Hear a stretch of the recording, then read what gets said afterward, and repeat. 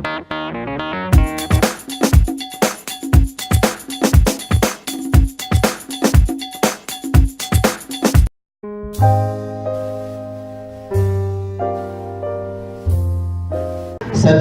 से अनेकानेक लाभ होते हैं।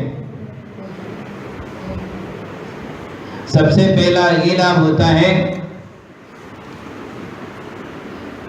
कि हमारी रेपुटेशन अच्छी बनती है। जो लोग साधुओं के साथ रहते हैं उनकी समाज में इज्जत होती है, समाज में मान सम्मान बढ़ता ही जाता है और वे लोग अपने जीवन में उन्नति ही करते हैं। काचः कांचन संसर्गात् धत्ते मारगतिम द्युतिम। कहते हैं कि कांच अकेला है तो उसकी कोई वैल्यू नहीं होती है, वहीं कांच जब सोने की संगति करता है तो मरकत मणि की वैल्यू को प्राप्त हो जाता है। मरकत मणि के समान चमकने लग जाता है। कौन? कांच। कब? जब सोने की संगति करता है। आप स्वयं अपने आप में कुछ नहीं हो किंतु आपने साधु की संगति की है तो अपने आप आपकी वैल्यू बढ़ने लग जाती है, आपका मूल्य बढ़ने ही लग जाता है। जैसे दूध और पानी, पानी की क्या वैल्यू है? आजकल बिकता है, पहले तो जीरो वैल्यू थी, कोई वैल्यू नहीं है, किंतु दूध में मिलाओ तो दूध के भाव में बिकता है। बिकता है ना? पानी की जीरो वैल्यू होने के बाद भी वो दूध की संगति करता है तो दूध के मूल्य को प्राप्त हो जाता है, दूध का भाव उसका बन जाता है और दूध के ही भावों में बिकने लग जाता है। बस इसी प्रकार से मनुष्य गुणों से रहित होने के बाद भी आपके पास कोई विशेषता नहीं है, कोई क्वालिटी नहीं है, किंतु केवल साधु की सत्संगति करते हो तो भी आपका नाम अच्छा हो जाता है।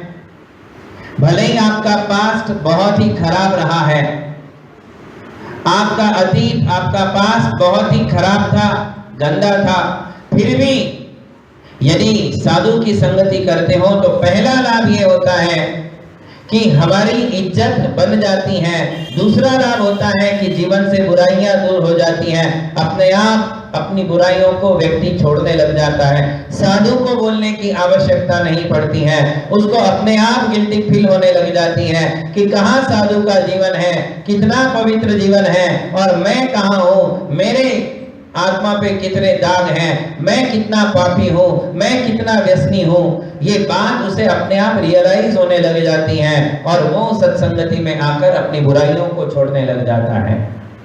तीसरा लाभ, उसके स्वभाव में परिवर्तन आ जाता है। सत्संगति कथय किम न करोति पुंसाम। सत्संगति मनुष्यों के लिए क्या क्या लाभ करवाती है देखिए जरा।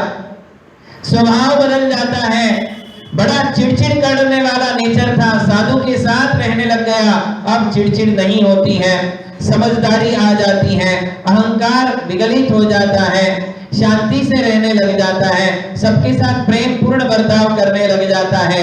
ये सत्संगति का असर पड़ता है। स्वभाव में परिवर्तन आता है, वाणी में परिवर्तन आ जाता है, व्यसन दूर हो जाते हैं, बुराइयां दूर हो जाती हैं और समाज में उसका मान सम्मान बढ़ने लग जाता है, जीवन में गुणों की अभिवृद्धि होने लग जाती है। ये सत्संगति से होने वाले लाभ हैं। और इसके अलावा जो लाभ है वो तो है ही, साधु की कृपा और आशीर्वाद से आर्थिक समस्याएं टलने लग जाती हैं, आर्थिक उन्नति करने लग जाता है, व्यापार में बढ़ोतरी होने लग जाती है, जिस काम में हाथ डालता है उस काम में उसके लिए सफलता मिलती है। ये इनविजिबल कृपा जो अदृश्य है, साधु की कृपा जब लग जाती है तो अपने आप जीवन में अनेक सारे परिवर्तन आते हैं, उन्नति होने लग जाती है। कल तक जीवन दुखमय था, कल तक जीवन में बड़े दुख दर्द थे, परेशानियां थी, समस्याएं थी, वो सब टलने लग जाती हैं और जीवन सुखी और शांत हो जाता है। ये सत्संगति से होने वाले लाभ हैं। और कितने लाभ हैं, और तो और उसके लिए जीवन के अंत में समाधि भी प्राप्त होती है, और लाभ यह है कि परलोक में और अच्छी गति मिलती है, पुनः इससे बेहतर जिंदगी उसके लिए प्राप्त होती है। एक नहीं, दो नहीं, अनेक लाभ सत्संग से प्राप्त होते हैं।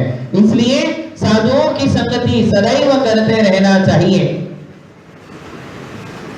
कहते हैं कि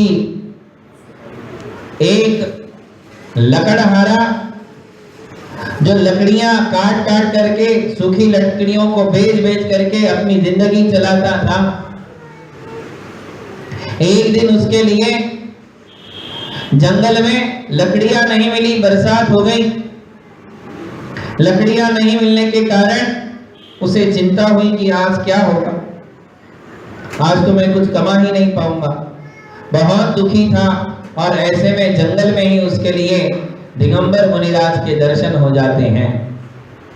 मुनि को देखता है, देख करके सोचता है कि अरे ये तो बिल्कुल नग्न है, मैं तो चिंता कर रहा था कि आज मेरा क्या होगा, मेरे पास तो ओढ़ने के लिए कपड़े हैं, इनके पास तो कपड़े भी नहीं है, लगता है ये मेरे से ज्यादा दुखी है। ऐसा वो सोचता है और सोचने लग जाता है कि यदि ये दुखी होते तो इनके चेहरे पर वैसे हाव भाव होते, किंतु ये तो बड़े शांत लग रहे हैं। दूर से देखा था, नजदीक जाता है, नजदीक जाके देखता है कि कई सेठ लोग, राजे लोग मुनि के दर्शन कर रहे हैं, चरणों को हाथ लगा रहे हैं, चरण स्पर्श कर रहे हैं और आशीर्वाद प्राप्त कर रहे हैं। तब वो सोचता है ये तो कोई महात्मा है, किंतु उसके लिए कौन महात्मा, कौन साधु, कुछ नहीं पता था। उसे तो सिर्फ ये लग रहा था कि इनके पास कुछ नहीं है, किंतु सेठ लोग इन्हें प्रणाम करते हैं, देने के लिए कुछ नहीं है, फिर भी इनके लिए प्रणाम करते हैं। इनका गुजारा कैसे चलता है, इनका खाना पानी कैसे चलता है, ये कैसे अपनी जिंदगी जीते हैं। खुद के जीवन से दुखी वह व्यक्ति देख रहा था लकड़हारा कि देखे तो इनकी जीवनचर्या क्या है। थोड़ी देर बाद सब लोग चले जाते हैं। ये सोचता है कि देखे अब क्या, इन्होंने तो मेरे देखते देखते अभी तक 4 घंटे हो गए, ना पानी पिया ना खाना खाया है, अब इनका क्या होगा, ये कैसे अपना जीवन चलाते हैं। थोड़ी देर बाद धोती दुपट्टा पहनकर चौके का पानी केटली लेकर के लोग खड़े हो गए और मुनि महाराज के कमंडल में जल डाला चौके का, और चौके का जल डालने के बाद कतारबद्ध जो है खड़े हो गए पड़गाहन करने के लिए। ये सब दृश्य उसके लिए नया था। उसने सोचा ये क्या चल रहा है, देखे तो जरा। मुनि महाराज के लिए कतारबद्ध सैकड़ों लोग खड़े हो गए। हे स्वामी नमोस्तु नमोस्तु, अत्र अत्र तिष्ठ तिष्ठ। आहार जल शुद्ध है, शुद्धि बोलने लग गए। इसे ताज्जुब हो रहा था कि ये क्या प्रोसीजर है, क्या चल रहा है। मुनि महाराज आहार के लिए निकले, पड़गाहन हुआ और वो लोग महाराज को जंगल से नगर की ओर ले जाने लगे। ये भी पीछे पीछे जा रहा था। गमछा था, सफेद ड्रेस पहना था, मैला कुचेला, और वही पहन करके वो जा रहा था। पीछे पीछे गया और उसने देखा कि लोग अपने घर ले जा रहे हैं। घर ले गए और महाराज जी का आहार करा रहे थे। उसने देखा कि धन्य है, मुझे तो लगा इनके पास कुछ नहीं है, किंतु इनके लिए तो आहार देने के लिए, भोजन कराने के लिए सैकड़ों लोग पीछे लगे हुए हैं। कई घरों में चौके थे, ये तो एक घर में गए और जाकर के देखता है मुनि महाराज को बढ़िया आहार दे रहे लोग, ये कर रहे, मनुवार कर रहे कि ले लो महाराज जी, ले लो महाराज जी, ये भी लो, वो भी लो, ये लो, वो लो। महाराज को बहुत मनवार कर रहे थे। ये देखते ही रह गया कि क्या बात है, क्या देख करके लोग इन्हें पूज रहे हैं, प्रणाम कर रहे हैं, पात्र प्रक्षालन कर रहे हैं, पूजा कर रहे हैं, आहार दे रहे हैं। देखते ही रह गया और मनवार भी कर रहे हैं और आहार हो गया। आहार होने के बाद लोग कहते हैं महाराज जी आपने तो कुछ लिया ही नहीं, जैसे आप बोलते हो आपने तो कुछ लिया ही नहीं। तो महाराज आधे घंटे से क्या कर रहे थे। किंतु ये हमारी भक्ति है कि भक्ति के कारण हम जो है लास्ट में ये बोल ही देते हैं, भले ही लिया हो तो भी क्या बोलते हैं, महाराज जी आपने तो कुछ लिया ही नहीं। ये हमारी भक्ति बोलती है। तो वैसे उनको बोला, इसने सोचा इतना पेट भर के खाया फिर भी लोग बोलते हैं कि कुछ लिया ही नहीं। और मैं हूं, मेरे लिए एक टाइम का खाने का प्रबंध नहीं है और मुझे कोई नहीं पूछता है। ऐसा क्यों है? महाराज का हार हो गया और महाराज लेकर कमंडल लेकर जाने लग गए। इसको बाहर खड़ा देखा, लोगों ने सोचा शायद महाराज का ये ब्रह्मचारी होगा। व्हाइट ड्रेस पहना था, मेला कुचेला था, फिर भी लोगों ने सोचा बेचारा ब्रह्मचारी होगा, इसको बैठाओ। बुलाया, ब्रह्मचारी जी आइए। इसने सोचा चलो तो क्या है, भूख तो ऐसी लग रही थी, भूख की ज्वाला थी। गया, बैठ गया और लोगों ने जो है चांदी की थाली लगाई, पकवान लगाए, मेवा मिष्ठान रखे। उसने अपनी जिंदगी में जो नहीं देखा था वो सब थाली में देख रहा था।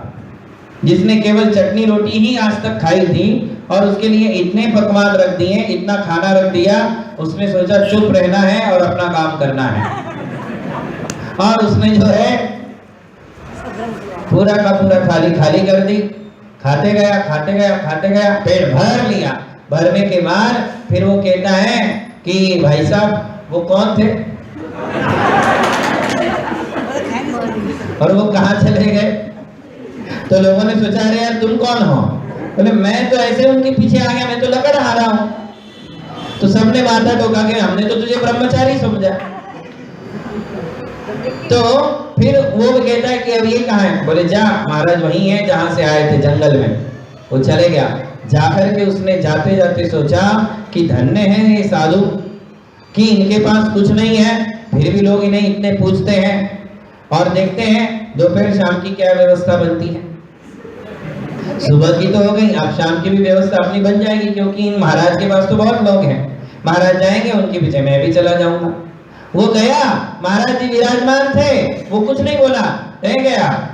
पूरी दोपहर निकल गई, पानी की प्यास लग रही थी, फिर उसको भूख लगने लग गई। 2-2, 4-4 टाइम खाने वाले, उनको तो लगती है भूख।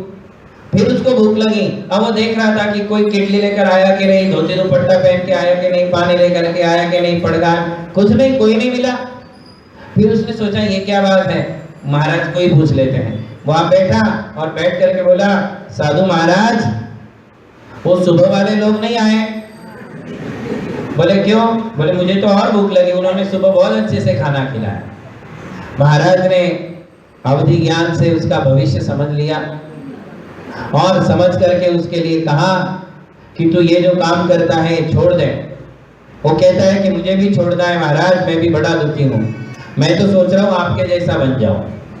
बोले क्यों, मेरे जैसा क्यों? बोले कितना बढ़िया लाइफ है आपका, क्या खाना मिलता है, दूसरी दोबारा खाने की नहीं मिली तो भी चलेगा, एक टाइम में ही बढ़िया काम हो जाता है। बोले मैं भी आपके जैसा। बोले खाने के लिए मेरे जैसा मत बनो। महाराज ने उसके लिए धर्म समझाया, धर्म का स्वरूप समझाया, साधु क्या होते हैं ये समझाया। 3-4 दिन अपने साथ रखा, उसको समझाया और फिर उसके लिए कहा कि मैं अवधि ज्ञान से देख रहा हूं अब तेरी उम्र ज्यादा नहीं है, तो आने वाले चंद गिनती के दिनों में अपने प्राण खोने वाला है, तेरी आयु ही इतनी है, आयु समाप्त होने वाली है। जब उसने ऐसा सोचा, सुना, धर्म समझा, तो उसने कहा महाराज मुझे भी अपने समान बना लो। अब उसके मन में धर्म जाग गया, धर्म के भाव जाग गए और उसने दीक्षा ले ली। महाराज ने उसको दीक्षा दे दी। कभी कभी ऐसा जरूरी नहीं होता है कि बहुत ज्यादा अभ्यास करने वाला ज्ञानी व्यक्ति, स्वाध्याय करने वाला ही दीक्षा ले। ज्ञानी लोग तो रह जाते और जो अच्छे धर्मात्मा होते हैं आज के हैं, आए, प्रभावित हुए और प्रभावित होकर के दीक्षा ले लेते हैं, वो अपने जीवन में उन्नति करते हैं। और पढ़ने लिखने वाले पढ़ते लिखते ही रह जाते हैं। तो उसने दीक्षा ले ली और दीक्षा लेने के बाद उसने उपवास किया, दूसरे दिन उपवास किया, तीसरे दिन उपवास किया। लोग आने लग गए, चौके की कतार लगने लग गई कि तो इसने समझ लिया था कि मेरी आयु ज्यादा नहीं है। दिन रात नमोकार का ध्यान, दिन रात नमोकार का ध्यान, और उसने जो है संलग्न धारण कर ली। कहते हैं ये ऐतिहासिक घटना है कि वह लकड़हारा मरकर इस देश का अंतिम मुकुटबद्ध राजा चंद्रगुप्त बना। कौन बना था? इस देश का अंतिम मुकुटबद्ध राजा चंद्रगुप्त। उस चंद्रगुप्त ने, जो कि सम्राट अशोक का पुत्र था, चंद्रगुप्त, उसने जो है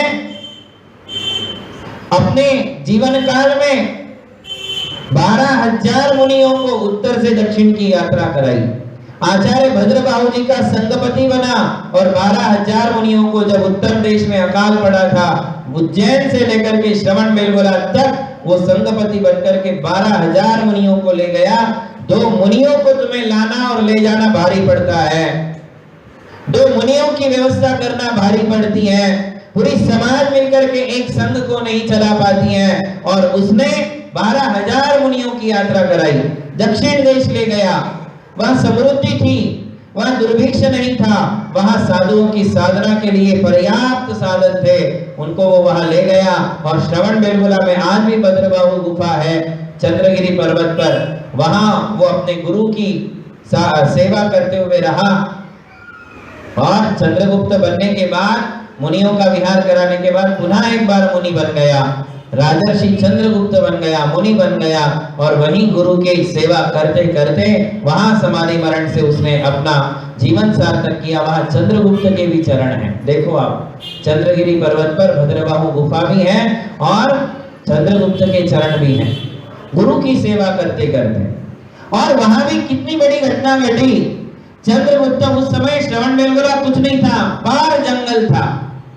भद्रबाहु गुरु ने संलेखना ले ली थी, ये तो नौजवान थे, वहां चौका किसी का नहीं था। साधु ने कहा, भद्रबाहु जी ने कहा कि तुम जाओ, नगर में जाओ और आहार करो, मुझे छोड़ दो, यहाँ तुम्हारी चर्या नहीं चलेगी। उसने कहा मैं आपके चरण नहीं छोड़ूंगा। फिर गुरु ने कहा कोई बात नहीं, देखो कहीं ना कहीं आहार की व्यवस्था होगी। गया आहार के लिए तो जंगल में कोई नहीं था, उपवास हो गया। दूसरे दिन उपवास हुआ, तीसरे दिन उपवास हुआ, चौथे दिन फिर आहार के लिए गया। देवों के आसन कंपायमान हो गए और देवों ने सोचा कि इनकी आहार चर्या करवानी चाहिए। वैसे तो कभी देव आहार नहीं देते हैं, किंतु वहां देवों को अतिशय करना पड़ा।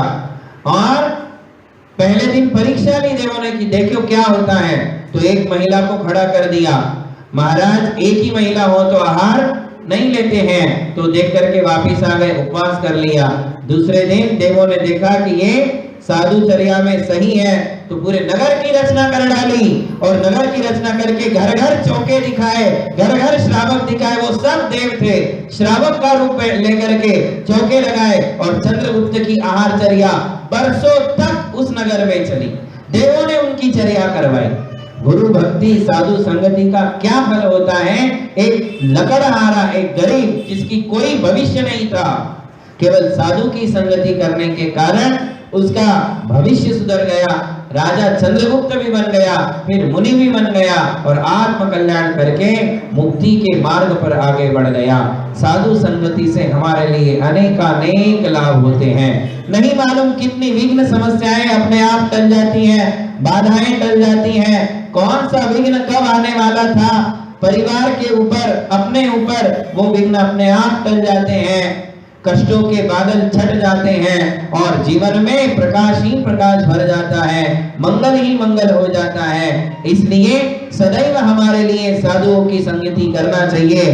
जो परिवार, जिन परिवार के लोग साधुओं की संगति में रहते हैं, उन परिवार के बच्चे भी अपने आप साधु संगति में आ जाते हैं। और जब बच्चे भी आ जाते हैं तो उनके परिवार में किसी प्रकार के गलत काम नहीं होते हैं। फिर बच्चे भी सन्मार्ग पर लग जाते हैं, अपनी मर्यादाओं के साथ जीने लग जाते हैं। जो लोग देव धर्म गुरु से दूर रहते हैं, उन्हीं के परिवार में अनेक सारी बाधाएं होती हैं और पीढ़ियां गलत रास्ते पर चलने लग जाती हैं। इसलिए आज के समय में भी साधु संगति उतनी ही प्रासंगिक है, समाज के लिए, परिवार के लिए, नई पीढ़ी के लिए, युवाओं के लिए। यदि ये लोग आज भी साधु संगति करते हैं तो हमारी समाज व्यसन मुक्त समाज बन सकती है, हमारी समाज संस्कारी समाज बन सकती है, हमारी समाज उन्नतिवान समाज बन सकती है। इसलिए हमेशा हमारे लिए साधु संगति करना चाहिए, साधुओं को लाना ही चाहिए। ऐसे तो हम कहीं लेने को नहीं जाते, किंतु यदि रास्ते पर दिख रहे हैं कि यहाँ से वहां जा रहे हैं, वहां से यहाँ जा रहे हैं, तो ऐसे समय तो चरण छोड़ना ही नहीं चाहिए, पकड़ के ले आना चाहिए। मना करेंगे तो बोलना हम आपको पाटे पर ऐसे ही सिर पे लेके जाएंगे। जैसे शांति सागर महाराज को भीमगोंडा ले गया था, भीमगोंडा ने कहा हमारे नगर चलो, महाराज ने कहा नहीं अभी नहीं जा पाऊंगा। चातुर्मास दूसरे ही दिन शुरू होने वाला था, दूसरे दिन चातुर्मास था और भीमगोंडा ने सोचा कि अरे अपने नगर में चातुर्मास होना चाहिए। महाराज शाम को सामयिक में बैठे, उसने पाटा ही उठा लिया, पाटा उठाया और अपने नगर में ले गया। दूसरे दिन चातुर्मास की स्थापना उसके गांव में हो गई। गांव ज्यादा दूर नहीं थे, पास पास में गांव है कर्नाटक में, तो उठा के ले गया। इसे कहते हैं भक्ति, कि साधु हमारे रास्ते से जाए और हमारी तरफ ना आए। कहीं ना कहीं हम में कमी है, कहीं ना कहीं हमारी भक्ति में कमी है, श्रद्धा में कमी है। हम साधुओं के महत्व को नहीं समझ रहे हैं, हम साधु और समाज की एकता को नहीं कर पा रहे हैं। जहां साधु और समाज जुड़ जाती है वहां समाज के ही सितारे बदल जाते हैं। साधुओं ने तो अपने सितारे पहले ही बदल लिए। साधुओं को लाभ नहीं जितना समाज के लिए लाभ होने वाला है। इसलिए हमारे लिए साधुओं के चरणों को पकड़ के रखना चाहिए और उन्हें अपनी समाज में लाते रहना चाहिए, जिससे हमारे समाज में, नई पीढ़ी में, युवाओं में संस्कारों का हलन चलन बनता रहेगा, चलता रहेगा। आप सभी लोग साधु संगति करें, आपको लाभ होगा। बोलिए महावीर भगवान की।